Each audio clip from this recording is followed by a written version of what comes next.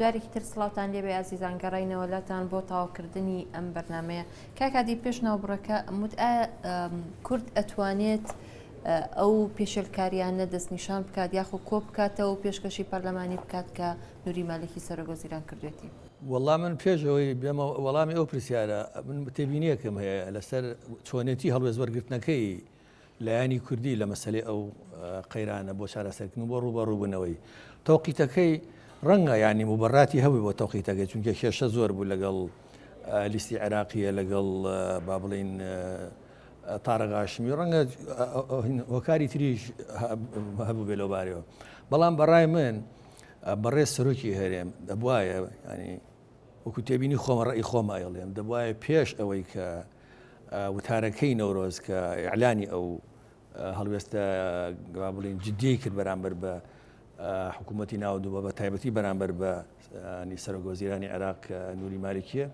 بەڕای من ئەبواە پێش ئەوە بەڕێز سەرۆکی هەرێم بەعاتایەتە پەرلەمان کە بێگومان نوێنەرانی هەموو حیزبەکانی هەموو لێ کوتلەکانی هەموو لێیە و بەڕۆشن ینی مبەڕاتی ئەو هەڵوێستە ینی زەڕەتی وەرگرتنی هەڵوێستێکی ئاوا جددی بخستایەتە بەردەمی پەرلەمان بخستایەتە بەردەمی لایەنە سیاسیەکان و هەمویان ینی قوڕی بخران بەردەمی ئەو بەرپرسیارێت و ڕاو بۆچوونی ئەوان ژۆر بگیرایە و ینی کۆدەنگیەکی کوردستانی لەسەر ئەساسی بڕیارێکی پەرلەمان مەسەن بۆ نمونە لە بڵێن لە ناوژێر تەلاری قوبەی پەرلەمانە وەربگیرایە دوای ئەوە ینی بە یەکڕێزی بە یەکگوتاری بە هاو هەڵوێستی ڕوبەڕووی ئەو کێشەیە بووینایەتەوە بە هەمولایەکەوە ڕەنگە هەڵوێست زۆر لە ئێستا ینی تر مەحکەمتر و باشترە بوو ئەوە ینی من ئەوە ڕێی خۆمە و ئەزانم ئەو وایە ئەوە کرەوە ئێستا ئەو ینی حاڵەتەی کە هەبوو کە ڕوویدا هەمومان نەزانین بێگومان ینی ئێستا هەموو لە ئیحراج بووە حتا ئەوەی کە پشگیری ئەکا هەر ئیحراجە ئەوەی شناشی کاری حراجە تەبیعەتی وەزعەکە وایە چونکە ئاسان نییە لە مۆزوعێکی وە بەڵام ئەگەر پێشتر زمینە سازی بۆ بکرای لەسەر ئەساسێکی محکەم و هەموو لای ئاگادارەوە هەموو لای بەشدار کرا لە بڕیارەکە و ئازانم ینی ئەنجامەکە لە هەموو حاڵەتێکە نەتیجە بگەیشتە بە نەتیجانەگەنە لە ئێستا باشترە بوو ئەوەی کە جەنابەت باسیەکەی منوازانم ئەوە تەنها مشکلەی کورد نییە بەتەنیا ئەوە کۆتم مشکلەی لیستی عێراقیە مشکلەی لیستی سەدرە مشکلەی هەموو لایەکە بە هەموو لایەکەوە لیژنەی وابزانم هاوبەشیان دروست کردووە ئەو لیژنە هاوبەشە ئەو با بڵین ئەو خوڕوقاتە دەستوریانەی هەموو کۆ کردوێتەوە ئەوان نەتوانن ئایا لە پەرلەمانە چۆن ڕوبەڕووی بنە بەڵام تا ئەڵەن مالکی وتوتی من نایمە پەرلەمان بۆشتیوە ئامادە نییە بێتە ناو پەرلەمان بۆشتیوە کاک سەفین ئەو لیژنە هاوبەشەی کە مامۆستا باسیەکەات ڕەوتی سەدری ناچێتە کۆبوونەوەکان لە بەغدا لە لیژنە یاسایەکەی ئامادە نابێ و بەلایەنی کوردی و عێراقیشی وتووە من لە کۆکردنەوەی پێشێلکاریەکان ئامادە نابم لەگەڵتان بەڵام ئەگەر لە پەرلەمان دەنگتاندا من لە دەنگدان لەگەڵتان نەبم ئەو فشارەی ئێستا لەسەر ڕەوتی سەدرە پێ دوانیە دواتریش لە دەنگدانا بەشدار نەبێت لە مەسلەی لێسەندنەوەی متمانە ئەم پێشەوەی بچمە سەر جوابی ئەو سوالە مداخەلەکەم لەسەر قسەکانی کاک زەعفەر هەبوو ینی بەخۆی کەس نییە پێی ناخۆشبی چاکسازی لە عێراق بکرێەوە حەقی وایە چاکسازی بکرێتە شیعاری ئەوەی چونکە بەڕاستی لە عێراقیش فەسادی ئیداری هەیە و ناڕێکوپێکی لە ئیدارە هەیە لە کۆمەڵێک شت هەیە مچینە مشکلە ئەساسیەکەی عێراق ئێستا ئەوە بێ بەڵام بەداخەوە ئەمە لە کوردستان چاکسازیمان نەکردی ینی وەختێک دەتوانێت تو داوا لە مالکی بکەیت چاکسازی بکەی وەختێک کە مالی خۆت ڕێک خستبی چاکسازیت کردبیتن لە ئەوەکانی مەسەلەن داوای لەوی دەکەینێ بەپێی پەیڕۆ و بەپێی دەستور و ئەوە لە دەستور لانەداتن وەختێک کە ئێمە خۆمان بەپێی یاسا هەموو شتەکان بکەین و مەرجعی ئێمە پەرلەمان بێتن و هەمووەکان پەرلەمان بێت بۆ تەحدیدەن بۆ سوالەکەی جەنابیشت ئەمە لەگەرەوەدان هەموو کێشەکان ببرێتە ناو پەرلەمان نەک ئیتیفاقاتی لە ژووری تاریک ئیتیفاقاتی دووقۆلی و سێقۆلی لە بینەوەکان نوێنەری هەموو حزبەکان لە پەرلەماندایە لە پەرلەمانی عێراقدایە و هەموو کێشەکان ببرێتن لە پەرلەمان لە باتی ئەوەیە و ئیتیفاقاتەن و کۆبوونەوەانە لە فرانشوێن و فرانشوێن بکرێتن لە پەرلەمان شتەکان تەرها بکرێن نوێنەری هەموو لایەنەکانی تێدا نوێنەری هەموو خەڵکی عێراقی تێدا شەرعیترین دەسەڵاتە کە لە نوێنەری ئەنجومەنی نوێنەرانی عێراق کۆبوونەتەوە لەوێن دەرێکە ئەو مەسەلانە تەڕا بکەن ئەمن ئەو ڕێیەی سەدرم پێ باشە کە فعلەن هەموو شتەکان لە ناو کۆبوونەوەی پەرلەمان تەڕا بکرێتن نەک بە ئیتیفاقاتی دووقۆلی و سێقۆلی لەوێن دەرێکە هەموو شتەکان باس بکرێن بە ئاشکرا ئیتر ئەو دەمە ئینسان دەتوانانی بڕیار بدا هەڵوێستی چبی هەڵوێستی لەگەر کاملادا بێتن کاملا نابێتن بەڵام ئێستا ئیتیفاقیەکان هەموو لە تاریک و لە جێراوژێر کراوە کەس نازانێت چێ لە سەحەقە چێ لە سەرناحەقە. بڵێ کاک جعفەر گەر بێمەوە لای تۆ مالیکی ئەڵێ نەبانکردن بۆ پەرلەمان نە لێسەنەوەی متمانە ناکرێت هەتاوەکو موسسەی تەشریعی چاکسازی تیان نەکرێت. ئەمەتان چۆن خوێندەوە؟ ئایا مالیکی ئەم هێزی لەکوێ هێناوە کە وەڵامی ئەو لایەنانە نەداتەوە نەچێتە ئیسیجواب لێسەنەوە قوبوڵ نەکە؟ بەڵێ پێش بێماوە بەڕاستی لەسەر قسەکانی کاک سەفین ینی بەڕاستی ئێمە دەزانین چاکسازی مەطلبێکی حەزاریە سیاسیە ئەخلاقیە لە کوردستان و لە بەغدا و لە هەموو کۆمەلگایەکی ئەمڕۆ ئەم دنیای ئێمەتیاژین کۆمەلگایەکی مەدەنی سیاسی بە حقت ینی دەزانین ینی دید و بۆچونەکانی برادرانی گۆڕان لایەنەکانی تر لەگەڵ بۆچونەکانی ئێمە جیاوازی هەیە بەڵام زۆر ینی فەرق و جیاوازی هەیە لە نێوان ئەو وەزای لە هەرێمی کوردستان هەیە و ئەوەی لە عێراقی بڵین لە بەغدا هەیە و لە ژێر ینی حکومەتی اتحادی هەیە یعنی بۆ نمونە بەس یەک نمونە دێنم لە بەغدا لەسەر زاری وەزیری مالیە لەسەر زاری بەرپرسانی بەغدا تا ئەمڕۆ زیاتر لە 21 ملیار دلار سەرف کراوە لەسەر ئەوەی کارەبا دابی میکرێت بۆ عێراقیەکان لەوەدا 100 مێگاوات تەنیا کارەبای زیاد کردووە ئەوان لە وەزعێک ئەزمێکی زۆر گەورە دەدەژین لە هەرێمی کوردستان ینی بە تەقدیراتی ئەوەی کراوە ینی لە ملیارێک کەمترە ئەو پارەی ترخان کراوە بۆ قەتاعی کارەبا کەجی دەبینی ئەوەی زیاد کردووە لە هەرێمی کوردستان زیاتر لە 1000 مێگایە زیاد کردووە لە هەرێمی کوردستان بەڕاستی هەنگاوەکان بەرەو پێش زۆر بەهێزترن لە بەغدا زۆر باشترن شەفافترن بەڵام کەم و کورتیانە بەڵێ ئێمەش دەرین کەم و کورتیانە خۆی ئێمە لەسەر مەسلەی تاکڕەوی هەرچیەک دەگوترێت ئەوە پەرلەمانی کوردستان هەیە با لەوێ باسی تاکڕەوی بکەین ئەوە سەرۆکی هەرێمی کوردستان 70% دەنگی خەڵکی کوردستانی لە دەستەوەیە ئێمە ئەوە ینی تەبی سەروەریەکی هەرێمە ئەوە دیارە لە ینی دیموکراسیە لە هەرێمی کوردستان دیموکراسیە باڕاستێکی باش چووە و جێگیرە ئەمە بڕیارەکان لە هەرێمی کوردستان ئەوە پەرلەمانی خۆی هەیە مرجع ئەوەی جۆرە تاریکەکان کە باسی لێ دەکرێت ئەوە تحەدا دەکەین ئەوە پەرلەمانە و ئێمە باسی دستور دەکەین لە دەرەوەی دستور و پێگیری بە دستور ڕێکەوتنی هەولێر هەموو لەسەر دستورە لە بەندەکاتی دستورە تشتێکی تر نییە بڵێ ئەم پۆستە بوو ئەم پۆستە بوو ئەوەی تر بە شێوەزە نەبووە بەڵام ئێمە باسی ئەو پێگیری بە دستور دەکەین و شەراکەت دەکەین طبیعی ئەمە مەوزوعێکی ئەساسیە ینی خلافات لەسەر ئەوەیە چۆن دستور جێبەجێ بکرێت. کاک جعفەر لێرە ئۆپۆزیسیۆن زۆر گلی ئەوەتان لێ دەکات کە ئێوەش لە پەرلەمانە بە زۆرینەی دەنگ هەموو یاساکان بەڕێ ئەەکەن ئەوەی کە ئێوە خۆتان ئەتانەوێت ناگەڕێنەوە بۆ لایەنەکانی تر لە مەسەلە چارە نووسازەکانە هەموو دەستگاکانی ئاسایش و پاراستن و زانیاری و هەموو ئەمانە لە دەستی هەردوو حیزبەکەیە لایەنەکانی تر بەشداری نەکردووە پێشمەرگە لای هەردوو حیزبەکەی ئەوانی تر بەشداری پێ نەکردووە ئەی ئەمانە وەڵامتان چییە بۆ ئەمانە بۆ ئۆپۆزیسیۆن؟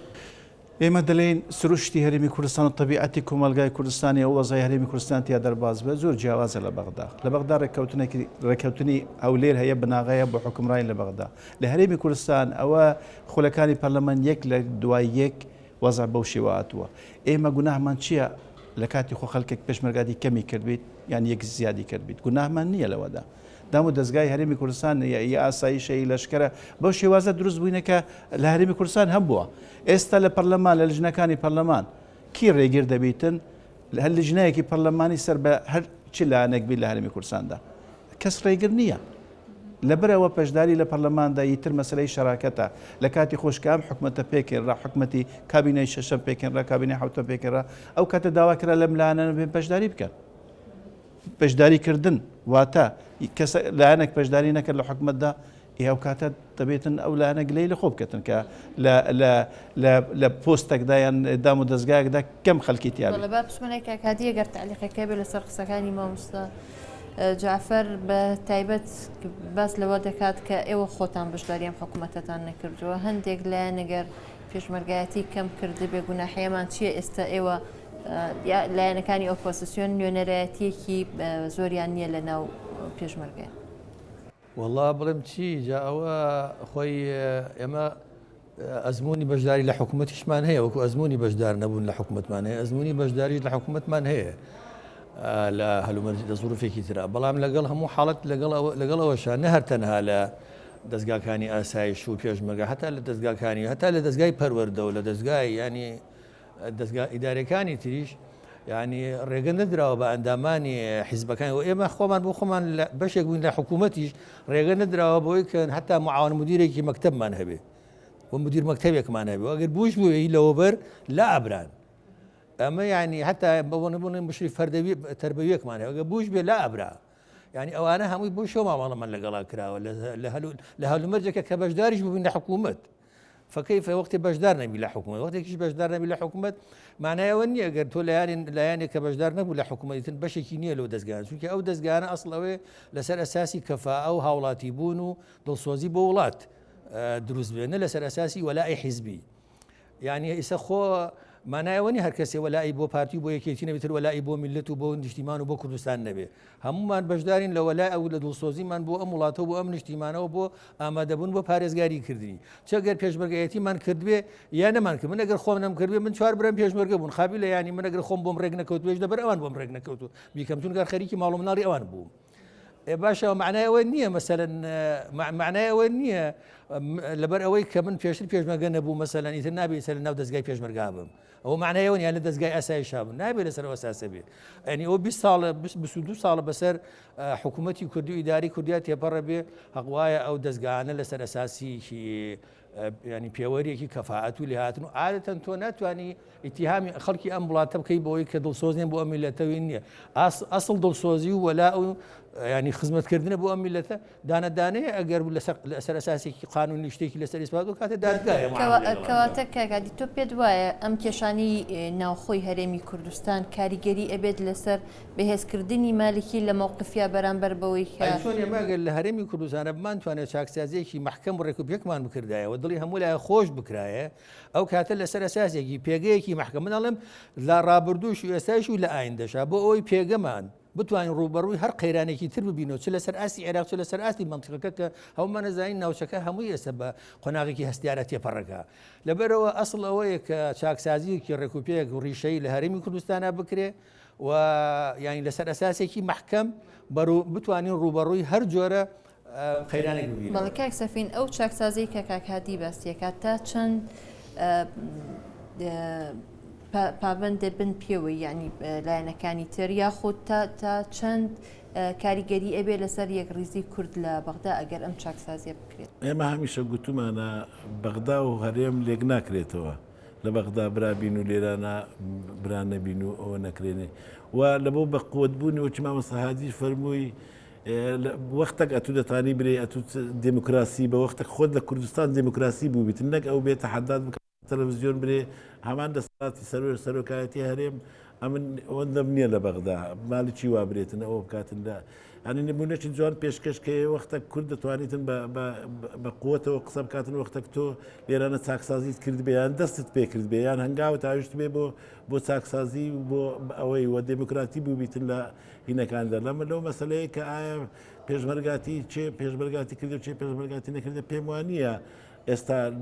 ئەو نەعەدالەتی هەیە لە کوردستان لەسەر ئەوانەی کە ماندوو بوون بەو شۆڕشەوە لەسەر ئەوانەی کە ماندوو نەبوون بەو شۆڕشەوە فەرقی بوو بالعکس ئەوانەی ماندوو نەبوون بە شۆڕشەوە زیاتر مستەفید بوونەوە ئەوە بوونە بەداخەوە بریا وەکو قسەکەی کاک زعفەر وا بووە ینی ئەوانەی بە کوردەوە ماندی بوونیان تەسحی و قوربانیان داوە لە بۆ کورد ئەوانە لە مەزدەری قرار دابانە لە شوێنی بڕیار دابانە بۆ ئەوەی چونکە ئەمینتر دەبوتن بەڵام خەڵکە گێستا لە ئەوەکانە کە بەڕاستی متمەینی ئەتو لە دەرسۆزی لە بۆ کورد و لە ئەوەکانیەوە نابێەوە قیاسی مواتەنەش بێتن هاوڵاتی بوون لە وڵاتێک ئیتر هاوڵاتی و هەموو حقوقی هەیە دەبێت لەسا ئەساسە تەمەشا بکرێت بۆ ئەوەی کە ئێمە لە بەغدا بە قوت بین بەڕاستی ئێمە دەبێت چاکسازیەکانی خۆمان بکەین و دموکراسی بین لە ناو خۆمان ئەوجە داوان لەوە بکەین دموکراسی بن ینی پێم وانە ئێمە نمونەی جوانمان پێشکەش کرد بێتن لاپەڕە تاڵەکان هەر نەدەینەوە ینی باسی نەکەینێ کە دوێنێ پێرەچی ڕویاندا و چ ڕویانەدا لەسەر دەستی ئەو دەسەڵاتە کوردیە نەک لەسەر دەسەڵاتێکی بێگانە بەڵام بەداخەوە ینی ئێستا ئەمە وەکو کورد ناتوانین زۆر شت بەسەریاندا فەرز بکەنێت کە دەرێن خۆتان لەوە ئەوتر بوون دوایە ئاگاتان لێبی ینی بەغدا لە 2023ەوە سەدام ڕووخاوە و ئەو حکوومەتە ئەگەر شتێک بە شتێکی کرد بێت نێدەرەکە بەڵام 20 ساڵ لە نەوتویەکەوە دەبووە ئێستا زۆر هەنگاوی باشترمان لەوە بنابە نمونەی باشترمان پێشکەش بکرد بە ئەو بکەنی بەداخەوە. کاک سەفین زۆر جار بەس لەوە دەکرا یانوت بەغدا سوود لە تەجروبەی کوردستان وەرەگرێ بەڵام دواتر کە پەرلەمانی بەغدا بینرا دەوترا کە هەرێمی کوردستان ئەبێ ئیسفادە لە تەجروبەی پەرلەمانی بەغدا بگرێت لەوەی کە بۆچوونەکان جیاواز بوون کە بەوەی کە بە تەوافقی سیاسی زۆربەی شتەکان ڕێن. ئێستا ئێوە ملاحەزاتان لەسەر پەرلەمانی بەغدا و پەرلەمانی هەرێمی کوردستان ئەگەر مقارنەیەکی بکەی ئایا ئەو تەوافق سیاسی کە لە بەغدا پەیڕەویەکرێ پەرلەمانی کوردستان ئەتوانێت هەمان تەوافقی سیاسی پەیڕەو بکە؟ پێم وایە لە بەغدا ناکرێ برێن لە کوردستانیش شتی باش نەکراوە هەنگاوی باش نەناندراوە ئەوانە کراوە لێنەرەکە بەڵام لە بەغدا ئەم قیاسی چەند ساڵی حکومڕانی ئازادی لە بەغدا بکەن لە پاش ڕوخانی سەدامەوە قیاسی بکە لە کوردستان زۆر کەمە لە وێنەرەکە بەڵام مەسەلەن باسی تاک ڕێوی دەکەن ئەمە دڵنیاین لەو ئینتیخاباتی داهاتووە بە تاکید مالیکی نایەتەوە وەزارشکە ڕئیسی وزەرابی بەڵام لە کوردستان متاکید نینە کە دەسەڵات دەدەست ئەو دوو حزبە نەمینێتن متاکیدین هەر دەمینێ لەبەرەوە ینی لەوێ هەنگاوی باشە درا مؤسساتی حکومی هەیە ینی مؤسسات بە معنای کەلیمە ئێستا زەیشی عێراق لە بۆ نمونە زەیشی عێراقە زەیشی مالیکی نییە زەیشی هیچ ئەوەیەک نییە مؤسسەکە لە ئەساسی زەیشی عێراقی دامەزراوە شورتەی عێراق پۆلیسی عێراق لەسەر ئەساسی پۆلیسی عێراق دامەزراوە نەک پۆلیسی حزبێکیان پۆلیسی بەداخەوە تا ئێستا لە کوردستان پۆلیسی حزبیە پێشمەرگەی حزبیە ڕاستە بە شکلی یەک دەگرنەوە یەک ئەوە دەبنەوە بەڵام لە عێراق ئەو شتانە نییە یعنی تا برێن وەرن ئەمە نمونەی باشمان پێشکەش کردی ئەو چاکسازانەمان لە کوردستان کردی و باشمان کردی ئێوە لە بەغدا بیکەن بالعکس لە بەغدا لە زۆر شتان لەسەر ئەساسی مواتەنە و لەسەر ئەساسی مؤسساتی کە دەبێت کوردیش حتمەن بیکە ئەوجا بۆ ڕۆژێک تاخیرتری بکاتن ڕۆژێک ئەگەر تووشی مشکلەیەک بین لەگە بەغدا ئەو وەختەمان هەموو لە قیسۆ کە هێزێکمان پێکەوە ناوە هێزێکی نیشتیمانیمان پێکەوە ناوە بۆ یاتی پشتی پێ بەستین ئەو میلەتە دەستکەوتەکان بپارێزی کوردستان بپارێزی سبێنی باشمەلای کاک جەعفەر ئێستا وەڵامی زۆری پێ بۆتە ناوەڵە خۆی لەسەر ئەمە بەڕاستی تەبی ینی بڵێ دیدەی زۆر جیاوازمان هەنە لە سەروەزەی بەغدا موسساتی بەغدا بەڕاستی لە بەغدا زۆر سەیرم دێتن ینی بە بەڕێز نووری مالکی هەفتا مستەشاری هەنا با تەماشا بکەین یەک مستەشار لەمانە لە دەرەوەی حزبی داوەتیا بیتن ئەوە متحملی مەسئولیت دەکەم 18 فرقەی جێیشەنە سەر بە بەڕێز مالکی نازان چ موسسەیەک لەوێ هەیە چ موسسەیەک لە بەغدا هەیە بە ناوی موسسەی لەشکر موسسەی جێیش ئەگەر هەتان بی نازانێت یەکگرتو لەوێدایە درەویم ئەوە مەریەمە ڕەیسیش ئایدی ئەحمەد چەلەبی بوو دوایی بووە مستەشار ئەوە دوو دیارە بووی لە حزب داوە ڕێزم بوویان هەیە بەڵام بەڕاستی تاکڕەوەیەکی زۆر موسسە لە بەغدا کووە ئەو موسسەی پۆلیسی هەرێمی کوردستان هەیە وەڵاهی 10 بەرابەر لە موسسەی بەغدا یەک پۆلیسی اتحادی باشترە ئەوجا لێرەدا تەسەوەر دەکەم بەرحالەوە دی بیر و بۆ چوونن بەڵام نازانم بۆ ئێمە تەقلیدی ئەو مؤسساتە نەبکەین کە باز لێ دەکرێت مؤسسا بن لە هەرێمی کوردستان تەسەوەر دەکەم مناغێکی باش هەیە مؤسساتی هەرێمی کوردستان زیاتر گەشە بکەن زیاتر بەرەو پێشن چاکسازی مەطلوبە مەسەلەی دڵسۆزی ئێمە گومانمان ڕۆژێک لە ڕۆژان بۆ دروست نەبووە کە دەبێت دەوڵەتی مەدەنی سەر بە مەسەلەی دڵسۆزیەکی گشتگیری گشت هەوڵاتیان بینا بکرێتن ئەوەی کە باسم کرد مەسەلەی پێشمەرگاتی ئەو لەسەر ئەساسی ئەو پرسیارە بوو کە 7,000 پێشمەرگە هەیە لەلایەن حکومەتی اتحادی ئەتراف پێ نەکراوە نەمافەکانی نەیمتیازەکانی نە ئەمە باس لەوەیە یعنی ئەوە بۆ بەو شێوازە ئەوانە تەهمیش بکرێن لێرە یەک لە مەطلبەکانی هەرێمی کوردستان و 7,000 پێشمەرگەیە دام و دەستگای ئاسایش لە هەرێمی کوردستان ئەمەیە کە لە بەغدا بەڕاستی باسی مافی ئەمانە دەکەین یعنی لەبەرەوە ماکەما باسی مافی ئەوانە دەکەین زۆربەی زۆری هەمووان پێشمەرگانە زیاتر سەر بە پارتی و یەکەتی و سۆشیالیست و ئەمانە پێشمەرگە مەنزومەی جێش ئەگەر پێشمەرگە وەک جێشی عێراقی بێت لە هەموو وڵاتە ئیتیحادیەکانە فیدرالیەکانە جێش اتحادیە یعنی ئەمە نییە جێشی هەرێم جیابێ و هەرێمەکان جێشیان جیابێت یعنی سوپایەک سوپای وڵاتە بۆچی هەرێمی کوردستان قبول ناکات دوو فەوجی سەر بە سوپای عێراقی کورد دروست بکە بەڵام لەژێر ئۆمرەی نووری مالکی قائد عام قوات مسلحە بێت تر نووری مالکی بە یاخۆ دەرکەسێکی کە بێت مالشکری سنوور هەموو سەر بە حکومەتی اتحادیە بۆ ئەمانەش قەید ناکرێن لەشکری سنوور اتفاقیان کرد بۆ وعدیاندا بە 7,000 پێشمەرگە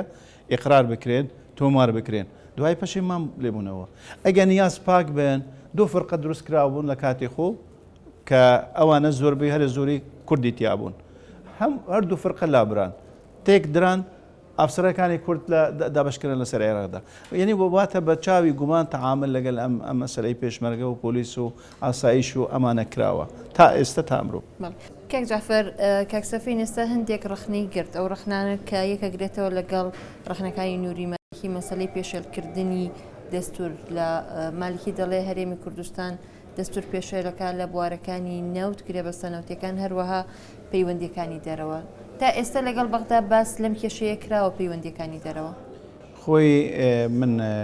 ینی ڕێزم هەیە بۆ ڕخنەکانی کاک سەفین و بەتاکید تێمە زۆر بە جدیمان وەرگرتووە هەموو تێبینەکانی گۆڕان ڕخنەکانی گۆڕان بزوتنەوەی گۆڕان هەواڵان چێگرتو بن چه گۆڕان بچ و مەڵ بن تەسەوەر دەکەینەوە لە پێناویەوەیە وەزی هەرێمی کوردستان جوانتر بکەین باشتر بکەینەوە حقەتەکە من گومانم لە قسەکانی تێبینەکانی بەڕێز مالیکی هەیە کە من هەمیشە گوتومە ڕێزم بۆ ئەم کەسە هەیە ڕێزمان بووە بوو پێکەوە بووین و حەزب داواش بەڕاستی نێزیک بووە لە ئێمە هەمیشەوەمان تەماشا کردووە بەڵام هەرێمی کوردستان پەیوەندەکانی دەرەوە لە نۆتویەک پێش نۆتویەک تا 2023 بۆ ئەمە ڕەوا بوو هەرێمی کوردستان پەیوەندی هەبی لەگەڵ دەرەوە پەیوەندی هەبی لەگەڵ ئێران پەیوەندی هەبی لەگەڵ تورکیا بەڕێز نووری مالکی خۆی لەوێ بوو ئێمە هەمومان پێکەوە پەیوەندی باشمان لەگەڵ دەرێ هەبوون 2023 چی قەوماوە لە هەرێمی کوردستان تەنازل لەسەر ئەو پەیوەندەکان بکەتن لە پێناوی ئەوەی بتوانین حکوومەتێکی تر لە بەغدا حکوومەتی شەراکەت و وڵاتێکی فیدرالی بینا بکەین لێرەدا مەسەلە تەسەوەر دەکەم ئەگەر ئێمە بەنیازێکی پاک تەماشایەکتر بکەین مۆدلێک لەو مۆدلانی لە دنیا هەیە لە فیدرالیزم زۆر جۆرە مۆدل هەنا بۆ ئیلا هەمیشە لەوانە پەیدا بکەین زیاتر بەرەو مەرکەزی بچیت لەسەر حسابی قالیم یعنی مەسەلە ئەوە نییە ینی ڕۆژێک لە ڕۆژان بەڕێز مالکی نەی شاردوتەوە دژی فدرالیەتە دەیەوێت مرکزیەت دەبیت دەبێ هەموو دەسەڵاتەکان لە دەستی بەڕێزیاندا بیت باشە ئەو پارەی لە دەستیاندایە لە بەغدادا کە دەڵێن ئەو دەڵێت دەسەڵاتم کەمە بەقەتی هەرێمی کوردستان نییە ئەوە لە هەرێمی کوردستان تەماشای بودجەی سەرۆکاتی هەرێم بکەن با تەماشای ئەوە بکەین 14 میلیارد بۆ لە ساڵی ڕابردوو 14 میلیاری لە سەرۆکاتی هەرێم بۆ باشە چەندە بەردەستی بەڕێز مالکەیە یعنی جیاوازێکی یەکجار زۆرە لە نێوان دەسەڵاتەکانی بەغدا و دەسەڵاتەکانی هەرێمی کوردستان پرسیارێکی کەم هەبوو نەزانم تا چەند تێپەڕبوونی تێپەڕاندنی بودجەی هەرێمی کوردستان لە پەرلەمان کاریگەریە بێ لەسەر پەیوەندیەکانی نێوان ئۆپۆزیسیۆن و دەسەڵات کاکاتیەگەرتەوە وەڵامێکم بیتەوە بەزانم ینی بودجەی یاسای بودجە لە هەرێمە تاقیکردنەوەیەکی جددی بوو بۆ دوولانەکەی دەسەڵات و بەڕای من تیا سەرکەوتو نەبوون چونکە ئەگەر مەجالیان بدایە چاکسازی ڕێکوپێک دەستکاریکی ڕێکوپێک بۆ شێوەی کە فراکسیۆنەکانی ئۆپۆزیسیۆن داوایان کرد ینی چاکسازی ڕێکوپێک بکرا لە یاساکە ئەوە معنایەوە بوو سەرەتایەکی باش بوو بۆ چاکسازیکردنی سیاسی و ئیداری لە هەرێمی کوردستانە بەڵام لە ڕاستیە بەڕای من دوولانکە ئێستا سەرکەوتو نەبوون لەو تا تاقیکردنەوەیە کاک سەفین ئێوە بۆچی هەمیشە ڕخنتان لە هەرچیەکێ کە دەسەڵات بیکات دەسەڵاتیش خۆ هەندێک گۆڕانکاری کرد لە بودجەیە پەرلەمانتارانی هەردوو لیستی کوردستانی یانی یەکێتی و پارتی ئەوانیش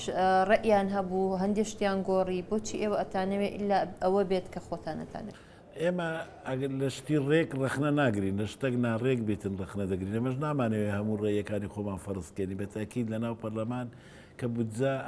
بودجەی هەموو خەڵکە ئەمە ویستمان بە شەفافیەت و بە ئاشکرا و بە بەشداربوونی هەموو خەڵکو و سەحاف میدیای ئازاد و کۆمەڵانی خەڵکو و ڕێکخراوەکانی